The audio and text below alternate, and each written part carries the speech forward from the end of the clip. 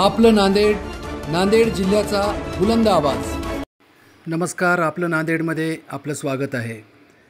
धर्माबाद येथील ग्रामीण रुग्णालयातील सोनोग्राफी व डायलिसिस मशीन व अतिरिक्त ECG मशीन बसवून ताबडतोब त्यांचे लोकार्पण करून रुग्णालयातील सर्व सुविधा अद्ययावत करण्यासंदर्भात धर्माबाद येथील सामाजिक कार्यकर्त्यांनी आज निवेदन दिलेले आहे। 14 ऑगस्टपूर्वी जर ह्या सर्व सुविधा चालू नाही झाल्या तर 15 ऑगस्टला सर्वपक्षीय कार्यकर्त्यांच्या वतीने उद्घाटन केल्या जाण्याचा इशाराही त्यांनी दिलेला आहे। ग्रामीण रुग्णालय येथे सर्वपक्षीय आम्ही सोनोग्राफी व डायलिसिसचं उद्घाटन करून ताबडतोब रुग्णांना सेवा देण्याकरता 14 तारीख ही अंतिम दिलेली आहे। 14 तारखेला जर उद्घाटन नाही केलं तर सर्वपक्षीय कार्यकर्ते आम्ही 15 तारखेला येऊन याचं उद्घाटन करून सगळ्या त्या रुग्णांना सेवा द्यायचा प्रयत्न करू।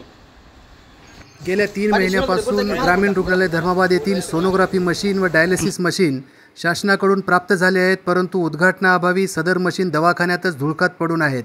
त्यामुळे धर्माबाद शहरातील व तालुक्यातील ग्रामीण भागातील गोरगरीब जनतेचे हाल होत आहेत। खाजगी रुग्णालयात सदर सोनोग्राफी व डायलिसिस करण्याचे दर हे खूप जास्त असल्यामुळे सामान्य रुग्णांना हे परवडणारे नाहीत। त्यामुळे ग्रामीण भागातील अनेक लोक आपल्या दवाखान्यात सोनोग्राफी डायलिसिस करता येत आहेत, परंतु नांदेड व निजामाबाद येथे आपल्याच कर्मचाऱ्याकडून रेफर केल्या जात आहे। त्यामुळे रुग्णांचे हाल होत आहेत। तसेच 1000 रुग्णांची OPD असताना फक्त एक ECG मशीन आहे, ती वाढवावी व सर्व सुविधा अद्ययावत कराव्यात, यासाठी धर्माबाद येथील कार्यकर्त्यांनी आज ग्रामीण रुग्णालय येथे निवेदन दिलेले आहे।